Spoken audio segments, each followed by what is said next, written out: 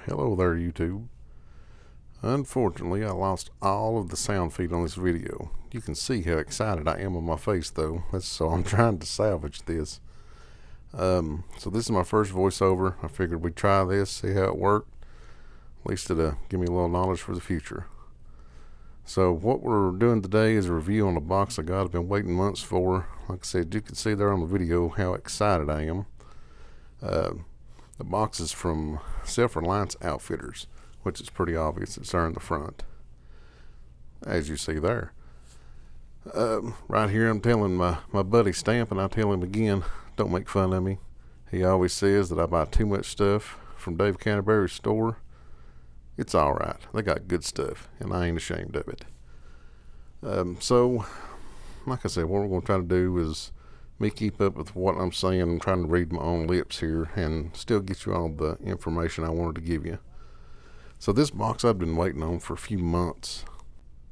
The pandemic had put the shop that this come from kind of on back order, and then they was trying to clear all those back orders out and get back to processing. So been patiently waiting.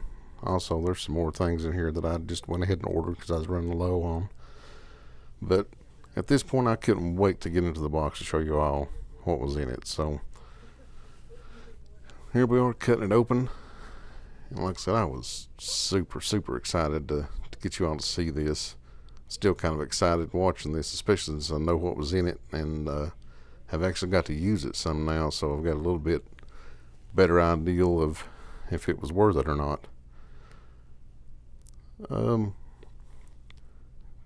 I think I'm just kind of stalling out, kind of like Christmas morning where you sit there and look at the gifts before you open it up. I can remember, this was a few weeks ago, but I can remember just being super excited and couldn't wait to get this box open and look at it. I actually had it about 2 days before I shot this video, so I had to sit there and just look at it sitting there. And you can see, I was still, couldn't wait to get into it. But I wanted to wait and open it for you all to, all of us to enjoy it together, because I really wanted to get my reaction and stuff for you. Take out the packing. First thing looks like I pulled out was a ferro rod. I've been working on a belt pouch, and instead of keeping my main ferro rod and stuff in it, I wanted to just get another one. Plus, it's another backup, so I went ahead and ordered that while I was ordering things to get it in, and I knew it was going to be a while before it came in, and that wasn't no big deal. Plus, I had to save a little space in my belt pouch, but it's just a ferro rod. They sell it, like I said, all this stuff, Reliance Outfitters. It's a great thing. I think here I'm explaining on my fire kit video, I had lost my ferro rod. I had it in that belt pouch, and when I got home, I got to looking for it as soon as I got home after I shot that kit review, and found it in there. I'd put it in there just to see if it would fit and stuff, and just forgot to put it back in my fire kit. But at least I found it. Pulling out there's a big hank, 100 foot of paracord. I think last camp out I'd used the last that I had, building some stuff, and it was time to get some more. I still had plenty of bank line, but I needed some paracord, so why not while I was on there, right? Then luckily you can't hear the audio on this, because man, that stuff was wrapped in bubble wrap, and it was loud and spiking the audio on this, and it took me forever to get into. But what this is, if I'll ever get it open, well, I should have set up somewhere different. That old bald head is shining there, ain't it? Woo! I've been noticing these videos, it's getting worse and worse. A blanket pin is what that is, if you can see it good there. They used it apparently back in the older days when they had wool blankets and stuff. You could put your wool blanket around you kind of like a shawl, and that would go through the blanket, and then you turn it like 90 degrees and it locks it in. This past camp out I went on, I actually used that to throw around my shoulders when it got cool in the evening, cool the next morning. And it worked great. And also you could use it as an awl or something if you need to. I was showing there. So here's my little attempt at a joke, saying that it was all over and that was it. No. So Okay, all the fluff is out of the way. Now we're to the heart of the thing we've been waiting on. You can see the outline there, but Pathfinder Knife Shop. Now, what Pathfinder Knife Shop is it's a division of Self-Reliance Outfitters. They've got their own knife shop. These guys, Dave Canterbury and the other instructors and everybody in his business, they're all about survival. They test out their gear, and they test it hard, and they do real test, real world out in the field. That's one reason I buy a lot of their stuff. My bush pots come from there. My canteen kit, a lot of my smaller stuff. The gear that you need to be reliable and stuff I've been getting from there. It's all good quality stuff, everything that I got, so I knew I was going to get a good quality knife out of this. And I guess they've had deals in the past with other people, but they decided to start their own knife shop. So this thing is made in the USA. It's Indianapolis, Indiana is where the knife shop is. They make everything. It's not really a custom knife. They have multiple different knives. They've come out with some new models here lately and stuff. I think this knife is actually an older model, but this is called the Mountaineer is the model. This one is the Mountaineer, and I know I give some specs in it later in here and stuff, and give some measurements on it, so I'll try to wait in the video till I get to that. But I know these guys design these knives for the outdoors. It's a good belt knife. I had a knife, I think somewhere in here I was telling Jason had given me a knife because I didn't have a belt knife at all. It's a great knife. It's an old knife, very sharp, but it wasn't thick. I was scared to beat on it too much. It was kind of a special knife. He gave it to me, so I didn't want to use it constantly. That's just what I've had to use for now. So I opened the box. They got a little sticker, Pathfinder Knife Shop, I believe it is. I'm going to put in the back of my truck. Then the knife comes by itself. You can buy that sheath there extra. I think it was about $30 or something extra, and they've got two different colored sheaths that some other company makes for them. And I didn't have the material or anything to make my own sheath, so I just went ahead and ordered one because I wanted to have a good sheath on the knife. So there's kind of looking at it. It's a good sheath. I mean, it's simple, nothing fancy frilly, but it's put together well. The stitching looks really good on it. And like I said, I got to use it some this past weekend. It sits good on your side. I don't even hardly notice the knife is on my side. So I was pretty happy with the knife. And I was just kind of admiring it here. I'm kind of doing like you, wishing I'd pull the knife on out and get a look at it. You can see I'm still a little giddy. It's kind of savoring the moment, I guess. I've waited so long on it, and I was so excited to get it. But so there's the knife. Now, this knife, it's wrapped in like saran wrap is what it was. But the reason it's wrapped that way, this is 1095 carbon steel. It's not stainless steel. So carbon steel, a lot of you know that it will rust. If you don't take care of it, get it wet or something, it'll rust. Really good for knives, but it is higher maintenance. You have to maintain those. And it's not hard to maintain them, just oil and keep some of the stuff knocked off. But they wrapped it in that before they shipped it to make sure there was no rust hit or anything. So, it's good foresight on their thought to get that product to you to make sure that it's in good shape. This is a dirty by design. That's what they're calling these knives. So the reason it looks black there on the blade is when they quench it, after they've heat treated and stuff, when they quench it, they don't take all that off. It's not shining and smooth and everything. They used to polish them up, but they started doing that, and I actually like that. It gives it some character. It's got a lot of character on it. It's got that blackened look. Plus that protects the knife a little bit. So there I had to wipe off some of that oil and stuff that was on it before I started trying to show it to you. I was sitting here admiring. It's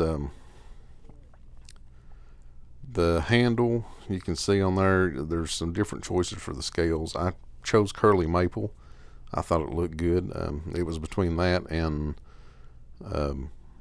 walnut. They also have some plastic scales and different kind of scales you can get on them. But I like those wood scales, and so I chose the curly maple because I thought it had some character and stuff to it again. It's really nice looking. It's a full tang knife. The tang goes all the way back, and I was looking on it. You can see the handle's kind of contoured to your hand, so you can grab it. Feeling around there, you can't feel the transition between the tang and the scale at all. It's all smooth, so they've made sure that it's got good and smooth. You got a brass insert there for kind of a lanyard hole. I think there's 2 pins that hold the scale on, 2 brass pins. But it's made, you can see me holding it right there, it's made where you can really bite up on that blade and have good control, good grip. Some of the other knives, they're kind of straight handled or kind of curved, but they don't have that finger grip in it. This knife is pretty big, but for its size, it's got a lot of good control. Was really happy with it, and that was one of the reasons I bought it, just looking at the designs and stuff, some of their knives. So I'm kind of admiring that, feeling that around. It feels real good in the hand, though. I was just right here, I was talking and I was trying to explain to you, but I can remember in my mind I was just, man, I couldn't wait to get this thing out and actually try it around some. You can see.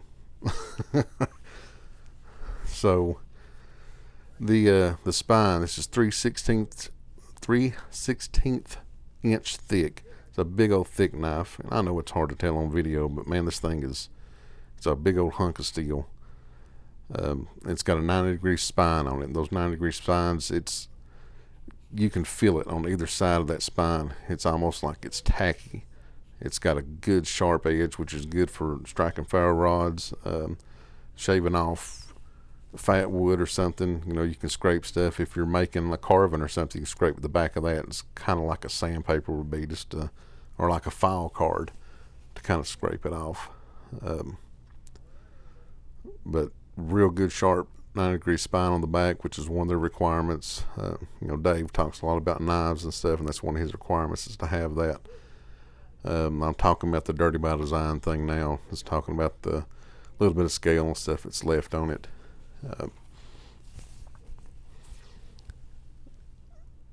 Just kind of feeling around on the knife. I don't really know what I'm doing here, honestly. I'm trying to keep the talking going, guys, so you don't get bored just sitting here listening to nothing. This poor video went up when I was on a camp out, and I got home in Pocahontas, and a few people was telling me there was no sound, and I was devastated because I couldn't wait to get this video out to you. You can see there's kind of a downward sweep to it. It's not, I don't think I'd really call it a drop point. It does have a little bit of drop out toward the tip. I don't do much hunting or anything, but I think that'd be good to get up off bone if you're processing any game or anything like that. The look of the knife, man, just the look of it was really good. Oh, bringing out the tape measure, because I know this is what everybody wanted. So the overall length of that thing is 10 inches. It's 10 inches long. The blade length itself, you can see here, the blade length is 5.5 inches. It's 5.5 inches long. And then the overall length is 10. Big knife. This is the biggest knife I've ever had. I always had folded knives. I never did have a fixed blade knife, especially in Boy Scouts and stuff. They didn't like us having fixed blade knives. We had to have folding knives for pocket knives. So this is my first true fixed blade knife, and all the tasks that it can do is just more than we could ever imagine when we were younger. And if you're wondering what I was looking at, there's a little caterpillar that's right there. I don't know if you can see him right in front of me or not. He's crawling around doing his own thing. The blade width right there is 1.536 inches. So 1.5 inches up and down like that right there. Just a lot of real estate on that piece of steel. It's big. It's got good weight to it. It's 9.4 ounces. I think that was 0.4 pounds or something. It's getting close to half a pound in weight. I couldn't really tell that when it was on my belt in the sheath. I didn't notice the weight at all on that, and I had that and my little belt pouch on the opposite side, and I really never noticed it on my side until I needed it. So it kind of sounds like it's heavy, but it's definitely not.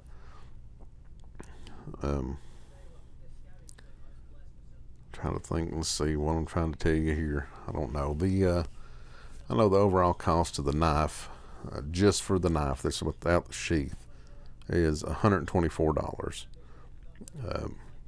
That sounds like a lot, and you know it is, compared to a Condor. A Condor, which is a great knife too. Jason's got one. He let me borrow it for a while, and that was a nice knife, and I just about bought one. I think they're $40. That's a great starter knife. I had set money aside every month for kind of a budget on buying some of my bigger ticket items, and this is one of the ones that I wanted to get. So instead of buying the bushcraft or the Condor, knowing that I was going to upgrade to something like this, I just went ahead and saved up the extra and I bought this. I just went ahead and done it. So yeah, it's higher price, but you're getting a product that's made in the US. So I think that was about all the info on this. I think we're getting ready to run into sound coming back. So hope you all again excuse the loss of video and can handle this voiceover. And we'll get down here to the end and wrap this up. But thanks y'all for putting up with it, and here we go with the end. The Pathfinder Knife Works Mountaineer. I'm just super excited to have it. You know, big thanks to the guys at Reliance Outfitters, the Pathfinder Knife Shop. I think y'all done quality work on this. I've been really excited to get it. Now that I got it in my hands and looking at it, I'm ecstatic to have it. Looks like a good quality knife. You know, time will tell with testing, but I don't think we're going to have any problems out of it. Is it worth to me right now the $124? Absolutely. I think it's absolutely worth saving up and waiting to go ahead and buy this. Like I've said, I think it's a lifetime knife. I'm going to be able to pass it on to other generations as long as it's took care of. It's always going to do what I need it to do, and probably going to do a whole lot more than I can ever think of or expect right now. So thank you guys for having an American-made product, providing it to us at a good, decent price. I know a lot of knives like that's going to be more expensive. So good price, good quality. That's exactly what we expect out of American products. So thank you guys for everything that you've done and everything that you're trying to do with your business. And for the rest of you, thank you for stopping by to come and join us. I keep looking over there because it's sitting over there waiting on me. Thanks for coming out and joining us. I hope you enjoyed the video. If you did, please like, comment all you want to on this. We'll talk about it. You know, let's have a discussion about it, and tell me about your knives. Tell me what you might want to see out of that knife later on. You're going to get to see plenty of it on campouts, because that is my go-to. It's going to always be on my side, and it's going to do anything I want to do, I believe. So thanks for stopping by. Hope you enjoyed it. Like I said, subscribe if you've not already and you're liking the content. I'm trying to put 2 a week right now. Trying to get some videos out for some content for you all to watch. Plus, I'm learning this editing, learning to get comfortable in front of the camera. I'm learning, and man, it's a learning curve. You know, I'm still trying to get comfortable in front of this camera talking to you, and that's a big thing in itself. But thanks for sticking with me. Thanks for putting up with my ignorance of video and film. But I'm having a good time with it, and you know, that's what it's about. Anybody that's trying to start one, get going. Just get going. You can look at my videos and know that you ain't got to know what you're doing to do it. So I can't quit looking at it. Thanks guys for stopping by. I hope you had a good time with us. I'll try to get more content out of you as soon as I can get to it. You know, there's boxes coming. I've got a few things down the pipeline coming. So we'll see what else we can do, and thanks for joining us. We'll see you next time. Remember, love one another as the good Lord wants you to. We need a lot of that right now. Thanks again, Pathfinder Knife Works. and Self-Reliance Outfitters for the product you gave, and I'm going to let you all enjoy this view for just a minute as I walk my big hind end off camera so you can see. Thanks, guys. We'll see you next time.